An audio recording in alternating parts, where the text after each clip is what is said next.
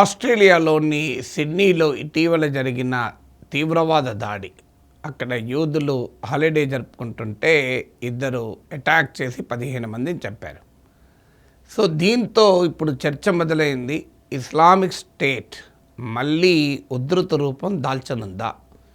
So Islamic State militarily defeat అయ్యాక, ఇరాక్లో, సిరియాలో దాని ప్రాబల్యం బలహీనపడ్డాక ఇక ఐసిస్ లేదు అని ప్రపంచం ఊపిరి పీల్చుకుంది.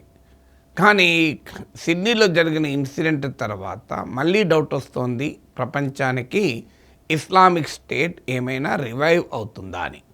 So Islamic state Iraq and Syria ISIS అంటే, సో ఇది అల్ఖైదాను మించిన తీవ్రవాద సంస్థ.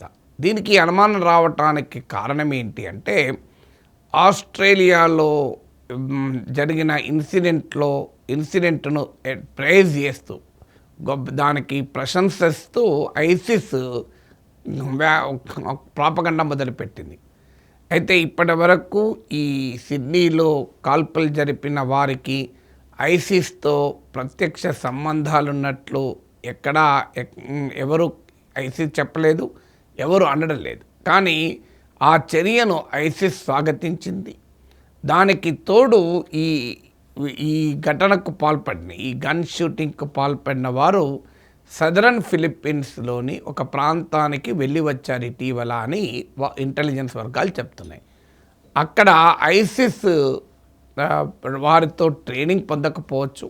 ఆ ప్రాంతం ఐసిస్ ప్రాబల్యం ఉన్న ప్రాంతం, కొన్ని ఐసిస్ అనుబంధ శక్తులు పనిచేస్తున్న ప్రాంతం ఫిలిప్పీన్స్లో.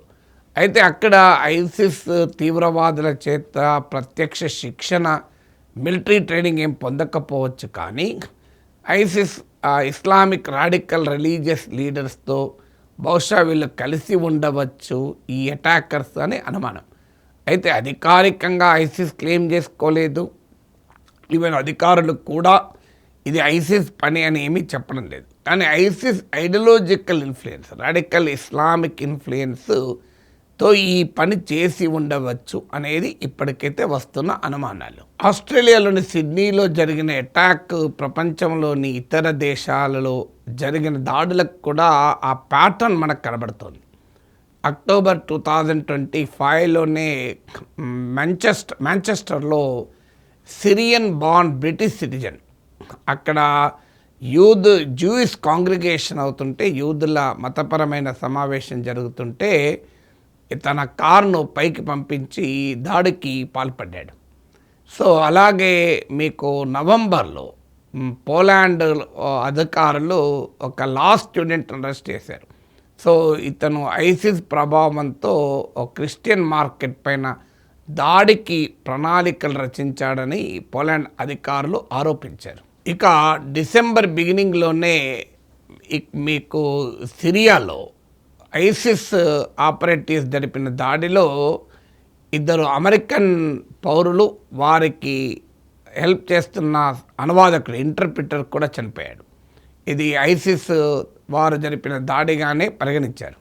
ఈవెన్ మాంచెస్టర్లో జరిపిన దాడిని కూడా బ్రిటిష్ అధికారులు టెర్రరిస్ట్ చర్యగానే ప్రకటించారు.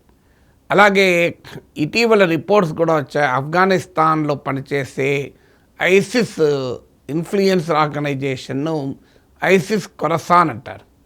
సో ఈ ఐసిస్ ఖొరసాన్ తన ప్రాపగండాను, తన రాడికల్ ఇస్లామిక్ టీచింగ్స్ను ప్రచారం చేయడానికి ఆర్టిఫిషియల్ ఇంటెలిజెన్స్ కూడా, ఏఐ కూడా వాడుతోంది అన్న వార్తలు వచ్చాయి. ఇదంతా ఐసిస్ ఒక పేరెంట్ ఆర్గనైజేషన్గా ఒక చోట ఉండి అనుబంధంగా ఉన్న తన అఫిలియేట్స్తో పని చేయించకపోవచ్చు. కానీ ఐసిస్ ఐడియాలజికల్ ఇన్ఫ్లుయెన్స్తో ఎక్కడికక్కడ ఇలాంటి వ్యక్తులు కావచ్చు, సంస్థలు కావచ్చు పనిచేస్తున్నదనేది ఇప్పుడు ప్రపంచ దేశాల అనుమానం. వాస్తవానికి ప్రపంచం ఇప్పటి వరకు చూసిన అత్యంత ప్రమాదకరమైన ఇస్లామిక్ తీవ్రవాద సంస్థ ఐసిస్. ఇది ఇరాక్లో సద్దాం హుస్సేన్ అంతం చేశాక ఇరాక్లో రావణ కాష్టంగా చెలరేగిన సివిల్ వార్, అంతర్యుద్ధం నుంచి ఐసిస్ పుట్టింది. సో ఆ తర్వాత సిరియాకు కూడా ఎక్స్పాండ్ అయింది. ఇరాక్లోను, సిరియాలోను సిగ్నిఫికెంట్ ప్రాంతాలు జాగ్రఫికల్ టెరిటరీ, భౌగోళిక ప్రాంతాలు ఐసిస్ కంట్రోల్లోకి వచ్చాయి. అంటే literally ISIS was owning a land also. So అందుకే దీన్ని Islamic state in Iraq and Syria ISIS అంటారు. సో ఆ తర్వాత అమెరికా జరిపినటువంటి దాడులు, ఇతరత్ర జరిగినటువంటి రెసిస్టెన్స్ ప్రతిఘటన వల్ల ఐసిస్ మిలిటరీలీ బాగా వీక్ అయింది. కానీ ఐసిస్ ఐడియాలజికల్ ప్రొపగండా ఇన్ఫ్లుయెన్స్ మాత్రం కొనసాగుతోంది అనేది అనుమానం. ఎందుకంటే ఐసిస్ బలంగా ఉన్న రోజుల్లో కూడా ఈ ఆన్లైన్ ప్రొపగండా టూల్స్ను, సోషల్ మీడియాను వాడుకొని తన రాడికల్ ఐడియాస్ను ఇస్లామిక్ యూత్లోకి తీసుకెళ్లే ప్రయత్నం చేసింది. తద్వారా ఈవెన్ వివిధ ప్రాంతాల్లో ఐసిస్ ఇన్స్పైర్డ్ అటాక్స్ జరపడానికి రిక్రూట్స్ కూడా చేసింది. ఫిలిప్పీన్స్లోని ఒక ప్రాంతంలోనైతే 5 నెలల పాటు ఐసిస్ టెర్రరిస్టులకు, అథారిటీస్కు జరిగిన దాడుల్లో వందలాది మంది మరణించారు కూడా. ఈవెన్ ఇండోనేషియాలో కూడా స్థానిక గ్రూప్ ఒకటి ఇస్లామిక్ స్టేట్కు తాము అనుబంధం అని చెప్పుకుంటూ పనిచేస్తుంది. చాలా చోట్ల దాడులకు పాల్పడిన చరిత్ర ఉంది. ఇండోనేషియా ప్రపంచంలోనే అత్యధిక ముస్లిం జనాభా ఉన్న దేశం. 2016లో ఇండోనేషియాలో జరిగినటువంటి ఐసిస్ అటాక్లో 4 స్థానిక పౌరులతో పాటు ఐసిస్ తీవ్రవాదులకు కూడా మరణించారు. అలాగే సింగపూర్ 2025లో విడుదల చేసిన టెర్రరిజం అసెస్మెంట్ రిపోర్ట్ ప్రకారము ఇస్లామిక్ స్టేట్ ఆధ్వర్యంలో జరుగుతున్న ఈ ప్రాపగండా రాడికల్ ఇస్లామిస్ట్ ఐడియాస్ను ఈ ఆగ్నేయాసియా ప్రాంతం, సౌత్ ఈస్ట్ ఏషియా ప్రాంతంలో ముస్లిం యూత్లోకి బాగా స్ప్రెడ్ చేస్తోంది. ఆన్లైన్ కన్జంప్షన్ యూత్లో ఎక్కువ ఉంటుంది కనుక ఈ డిస్కార్డ్, టెలిగ్రామ్ లాంటి ఎన్క్రిప్టెడ్ ఛానల్స్, అంటే బయట వారు ఆ మెసేజ్లు చూడడానికి అవకాశం లేని ఎండ్ టు ఎండ్ ఎన్క్రిప్షన్ ఉన్నటువంటి ఛానల్స్ ద్వారా తమ ప్రాపగండా కంటెంట్ను పెద్ద ఎత్తున యూత్లోకి తీసుకెళ్ళి అక్కడ అనేక దేశాల్లో స్థానిక యూత్ను రాడికల్ ఇస్లామిస్ట్ భావాల వైపు అట్రాక్ట్ చేస్తూ ఇస్లామిక్ స్టేట్ ఇన్స్పైర్డ్ దాడులకు పురికొల్పుతోందని సింగపూర్ ప్రభుత్వం విడుదల చేసిన 2025 టెర్రరిజం అసెస్మెంట్ రిపోర్ట్ పేర్కొంటోంది. ఇప్పుడు నేను అనేక దేశాల్లో జరిగిన పరిణామాల ఉదాహరణలు ఇచ్చాను.